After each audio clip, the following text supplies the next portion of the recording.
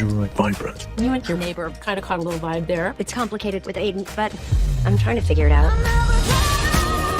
Life is a story we get to write every day.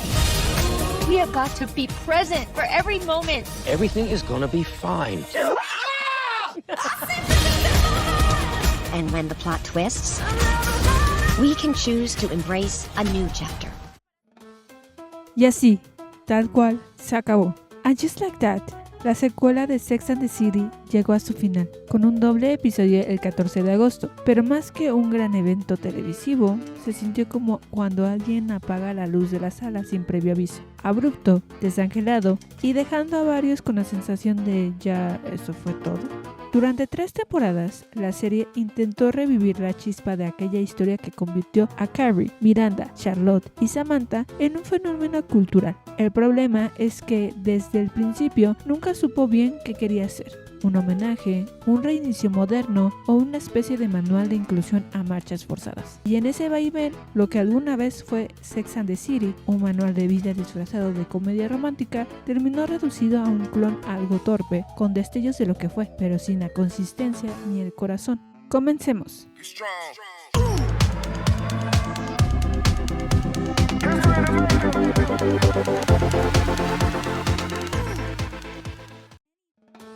El viaje de este reinicio ha sido, desde 2021, una auténtica montaña rusa. Comenzó con la muerte inesperada de Big en plena clase de spinning. Siguió con un desfile de nuevos personajes, diversos, sí, pero a menudo mal escritos. Y se enredó con la reinvención de Miranda como mujer lesbiana en un arco que dividió a los fans. Todo esto mientras la ausencia de Samantha Kim Cattrall, apenas maquillada con un cameo millonario, recordaba constantemente que el cuarteto original estaba roto.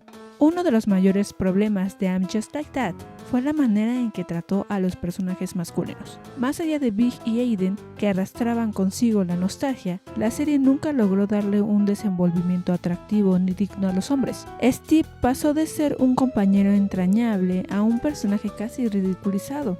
Harry quedó reducido a un recurso cómico y los nuevos hombres que aparecieron nunca llegaron a tener una evolución interesante.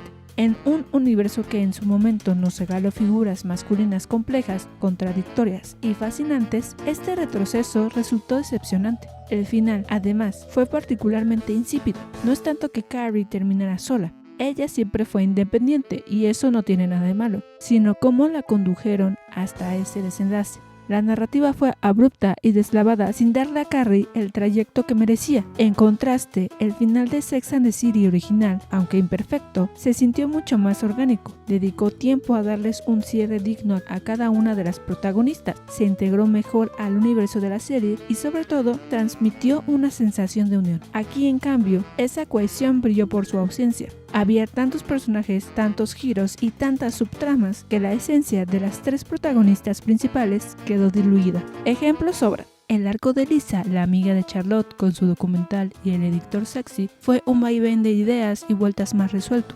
Parecía que tendría relevancia, luego desapareció, después lo retomaron a la fuerza y al final lo cerraron de forma tan abrupta que resultó casi ridículo.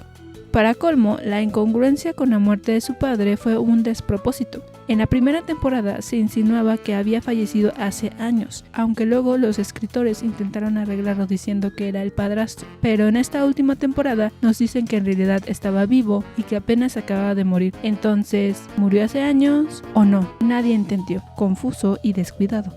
Lo mismo pasó con Rock, el hijo no binario de Charlotte, a quien en la primera temporada le dieron un peso narrativo importante solo para nunca retomarlo. Lo de Miranda, con su carrera en derechos humanos, simplemente se perdió sin explicación. El podcast de Carrie, que parecía una evolución lógica de su voz como escritora, se esfumó como si nunca hubiera existido. Y ni hablar de personajes que de una temporada a otra desaparecieron sin mayor explicación, como si jamás hubieran sido parte de la historia. La historia de Aiden y Carrie es otro punto donde la inconsistencia pesó demasiado. El regreso de su romance prometía un arco profundo, nostálgico, incluso doloroso. Sin embargo, lo que obtuvimos fue una ruptura apresurada, un Aiden celoso y mal construido, y un final que más que emotivo pareció obligatorio. Para rematar, la narrativa sugirió que Carrie en realidad estaba más interesada en su vecino novelista, lo que dejó la sensación de que nada de lo vivido con Aiden tenía coherencia. Y no podemos dejar de lado un aspecto fundamental, la moda. En Sex and the City, el vestuario bajo la mirada de Patricia Field era un personaje más, un lenguaje narrativo que hablaba de la personalidad y la evolución de cada protagonista. En A Just Like That, aunque hubo looks memorables, el resultado fue mucho más irregular. Por cada outfit icónico había otro francamente incomprensible, que parecía no encajar con la identidad del personaje. El vestuario pasó de ser un símbolo aspiracional a convertirse en un accesorio disonante, y eso, tratándose de Sex and the City, pesa. En resumen, And Just Like That quiso ser heredera de un legado inmenso, pero terminó quedándose a medio camino. Apostó por la nostalgia sin atreverse a explorar con verdadera valentía los temas de la madurez, la reinvención y la soledad femenina. Abrió demasiadas historias sin cerrarlas, trató de abarcar más de lo que podía y al final entregó un desenlace que se sintió más como una redención que como un cierre con carácter. Porque al final, Sex and the City fue un manual brillante sobre amistad, amor y estilo, mientras que en Just Like That apenas alcanzó a ser un clon torpe que jugaba a parecerse, pero nunca entendió realmente el alma de la historia. O dicho de otro modo, Sex and the City es la guía, and Just Like That es solo la fotocopia mal hecha. Por eso yo le doy un 5 de 10. ¿Qué opinas de esta serie? Déjame tus comentarios y recomendaciones de series o películas que debería de reseñar próximamente. Dale like al video si te gustó y no olvides seguir las redes sociales de La Botanita Surtida y suscríbete al canal.